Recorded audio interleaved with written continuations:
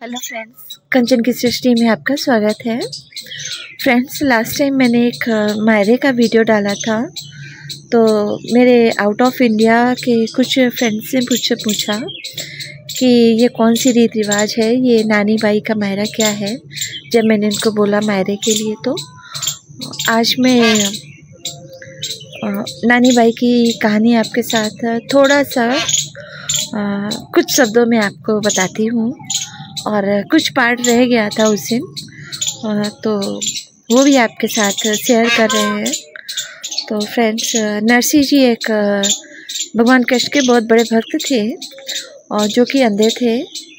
तो अंधे होने की वजह से वो घर में ज़्यादा कुछ काम नहीं कर पाते थे, और उनके माता पिता भी नहीं थे। उनका पालन पोषण उनकी दादी ने किया था, और परिवार के नाम पर उनके घर में उनकी पत्नी थी और भैया भाभी थे। तो पत्नी की कहानी तो ज़्यादा मुझे नहीं मालूम है, लेकिन ऐसा सुनते हैं हम भी कि नरसिंह जी के भैया भाभी ने उनको निकाल दिया था घर से, क्योंकि वो कुछ काम नहीं करते थे और घर में खाते थे। तो नरसिंह जी ने भगवान कृष्ण के मंदिर को ही अपना घर समझ लिया, और वो वही मंदिर में ही रहते थे। पहले के टाइम पर फ्रेंड्स, बेटियों की शादी काफ़ी कच्ची उम्र में हो जाती थी, तो उनकी बेटी की शादी काफ़ी जल्दी हो गई थी। और अब उसकी बेटी की शादी का नंबर था, यानी कि नरसिंह जी की नातिन का शादी का नंबर था। तो बेटी की ससुराल से बेटी की शादी का कार्ड आया, और बेटी के मायरे में क्या क्या जाएगा उसकी भी लिस्ट आई। उनके घर वाले जानते थे कि गरीब है, थोड़ा सा उनका मजाक बनाने के लिए समझ लीजिए, या जैसे भी उन्होंने काफ़ी लंबी चौड़ी लिस्ट दी। इतना तोला सोना जाएगा, इतने लोगों का कपड़ा जाएगा, इतना पैसा जाएगा, इतना हीरे जवाहरात जाएंगे। दोनों चीज़ें जब नरसिंह जी के पास आई, तो नरसिंह जी को समझ में नहीं आया। तो उन्होंने गांव में हेल्प मांगी कि मेरी बेटी की शादी है, तो सब लोग थोड़ी थोड़ी हेल्प कर दो, तो हम बेटी का मायरा भर दें जा कर के। लेकिन गांव में किसी ने हेल्प नहीं की, तो नरसिंह जी ने सोचा कि ऐसे तो नहीं जा सकते हैं, मतलब ना जाने से तो बेहतर है कि जो भी मेरे पास है वो हम रख लें। तो वो मंदिर में रहते थे, तो मंदिर में चंदन वगैरह होता है, तो उन्होंने वही सामान लिया। तो फ्रेंड्स, उनके पास जाने के लिए गाड़ी बैल भी नहीं था, और अब के टाइम की तरह ट्रेन वगैरह भी नहीं चलती थी। तो गांव वालों ने इतनी हेल्प की कि किसी ने गाड़ी का एक पहिया दे दिया, किसी ने दूसरा दे दिया, और किसी की बैलगाड़ी बिना पहियों के खड़ी थी, तो उनकी बैलगाड़ी ले ली, और किसी ने बूढ़े बैल दे दिए। तो फ्रेंड्स, ऐसे करके उनके पास एक गाड़ी हो गई। और उनके पास कुछ उनके मित्र थे, जो कि उनके साथ भजन वगैरह गाते थे मंदिर में, वो भी सब बंदे थे, ऐसा मैंने सुना है, बाकी पता नहीं। तो वो सभी लोग एक साथ बोले कि चलिए हम भी चलते हैं। तो भजन गाते गाते सब लोग पहुंच जाएंगे, क्योंकि नरसिंह जी के घर से नानी बाई का ससुराल बहुत दूर था। तो उन्होंने जो है ये लोग गाड़ी बैल लेकर के चले।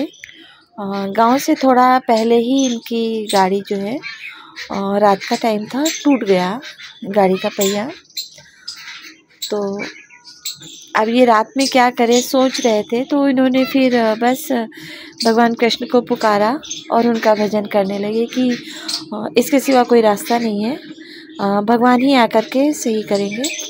क्योंकि जैसे ही लगन पत्रिका आई थी इनके हाथ में, इनको कुछ नहीं समझ में आया, तो इन्होंने उनका घर भी भगवान का मंदिर ही था, तो उन्होंने भगवान के चरणों में रख दिया और बोले कि मेरे पास तो कुछ नहीं है, और ये मायरा कैसे भरा जाएगा ये आप समझो, आपकी बेटी आप जानो।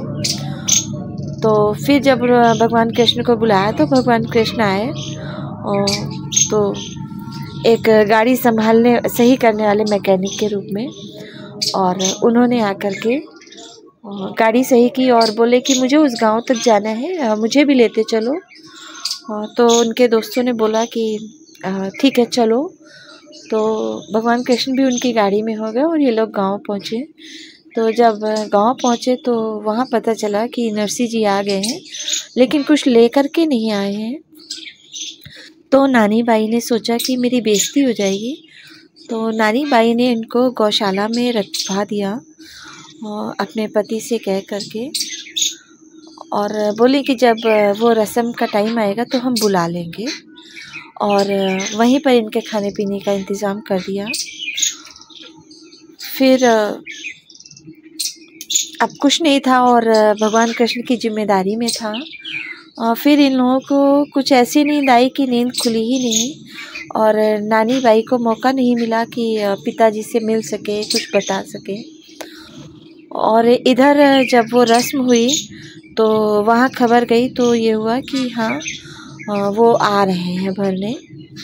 और वहाँ जब श्री कृष्ण भगवान सांवरिया सेठ का रूप रख करके गए तो उन्होंने खबर भेजी कि नानी भाई का मायरा भरना है, हम नरसिंह जी की तरफ से आए हैं, तो आप ये रीति रिवाज करवा लीजिए। तो फ्रेंड्स, जितना उनकी ससुराल वालों ने मांगा था उससे कहीं ज़्यादा भगवान कृष्ण ले करके गए थे, और नरसिंह जी को कुछ भी पता ही नहीं था। और बहुत अच्छे से मायरा भरा गया, जितना कि आज तक कोई नहीं भर पाया है। तो इसीलिए उस दिन के नाम से बाद से कृष्ण जी का नाम सेठ में जोड़ना जाने लगा और उनको सांवरिया सेठ कहा जाने लगा।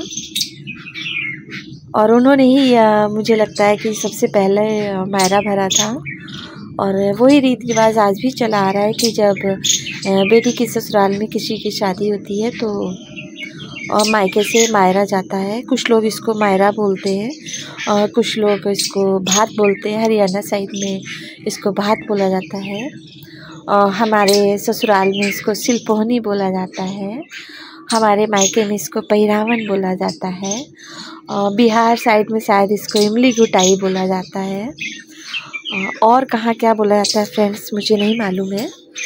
अगर आप लोगों को पता है तो ज़रूर बताइएगा।